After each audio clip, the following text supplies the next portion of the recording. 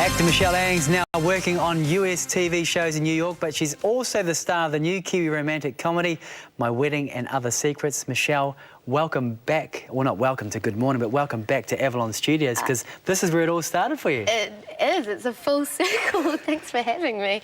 Yep, lots of familiar faces. How many years ago was it that you were here? It was with the Young Entertainers, wasn't it? It was with the Young Entertainers. Giving years might give away my age, I think, but it was definitely still young. Definitely over a decade ago, I think. Hasn't changed too much?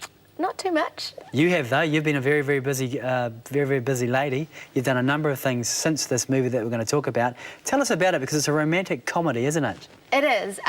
It's definitely got some strong comedic aspects, but there's also enough to sort of pull on the heartstrings here and there. It's based on a first-generation New Zealand-born Chinese girl and her struggles to make her New Zealand world and her New Zealand boyfriend sort of meld with her traditional Chinese parents and their values. I want to talk about tell us about the Chinese parents, because they're quite famous, aren't they, in China, the actors that are part of that? Oh, yes. Cheng Pei Pei, who plays my mum, was in, I think, Crouching Tiger, Hidden Dragon. Wow. And amongst a raft of other really big Hong Kong films that my mum and dad used to watch when they were like 16. Right. Like, she's a bona fide Hong Kong star. And Tai-San as well. I think Lee Tamahori cast him in a Bond film, Die Another Day, but he's a Hollywood institution as well as a Hong Kong heavyweight, so yeah, it was pretty... I was going to say, how is it working with, you know, such amazing stars? It's pretty incredible. Like, being in a room with them, you know that they're professionals. You can sort of feel their presence, and they can turn it on and off in front of the camera just like that. But yeah, it's a real honour. And like I've said before, I didn't really have to act so much because their energies were so intense. It was just sort of, it felt like it was real. I mean... Did they give you any advice on set, or was you asked for any advice? Not so much. I sort of observed how they did it and took what I could from that. Kenneth was pretty vocal. Like, he had strong ideas about how scenes should sort of play out, and he was actually quite a good cultural advisor, I guess, to us. Right. So, should we have a look at a clip? Sure. So, I really like your sister, Emily. I'd appreciate any advice. Get a different girlfriend? Susan, just jokes. First thing you need to know. Are you really voting National? What are your thoughts on the Green Party? Right, never talk politics. Wrong. Never talk anything. Don't engage, don't discuss, just defer, agree, respect. I'm gonna attack the guard with my dagger. No, those are D4s. Do you have magic missiles? Okay, so those go back on the table. No, those are mine. How old are you? Don't you just want to, you know, play the field? I want to talk about your love interest, because Sarah we were watching the clips before, and she was like, who is that guy? Who is that guy? But that guy's off Go Girls, is that right? He is, yep. He's done a great job of sort of creating this terribly nerdy character, but Matt Whelan is the actor who plays James, my character's boyfriend in the movie. And you play kind of a geek or a nerd as well, don't you? Yeah, I do. It was actually... Are you like that in real life? No. I'm a secret nerd. Really? I think Emily's wears her geekiness sort of more loudly and proudly than I would.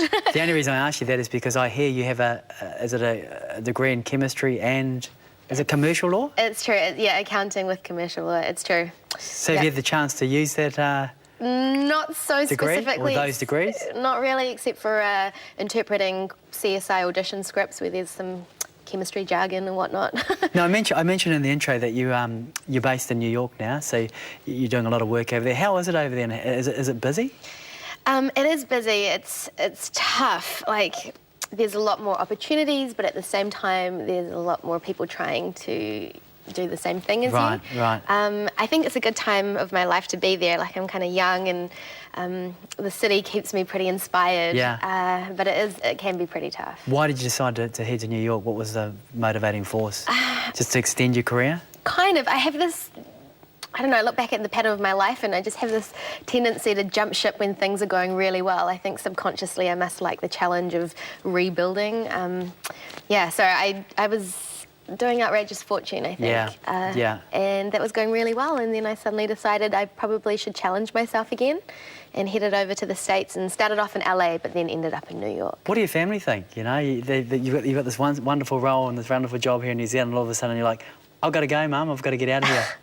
I don't know. I think they empathise because they left they're from Malaysia and they left to come to New Zealand from a pretty young age. Right. And my sister and I both have that similar bug of wanting to travel and fly so the you blame coop. the parents then? Well, they know that we come back because, Right. you know, we come back and visit and hopefully Mum and Dad will come over and see me at New York at some stage. Now, you were actually born in Christchurch, and I know you didn't spend was. much time there, but your mum and dad are from there, obviously with the earthquake happening and everything. Where were you at the time, and any of your mother's and father's friends, have they been affected by it? Thankfully, no, all their close friends are fine.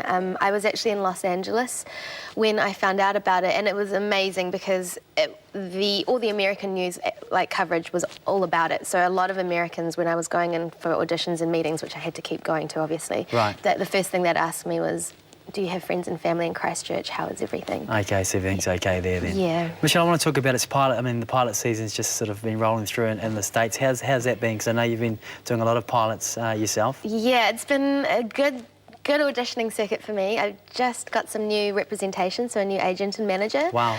And it's been hectic, like 2 auditions a day, 3 Wow. auditions a day, and I managed to land a pilot for MTV just before I flew out here. Brilliant, so fingers crossed. Yes. It must be hard, though, when you first get over there to try and get an agent, though, you know, because so many people are wanting to get an agent to find work. Oh, yeah, that's half the battle, actually. Getting an agent... like in New Zealand, you're sort of like, oh yeah, I got an agent. But over there, if you've got a good agent, everyone's like, wow, that's you halfway there.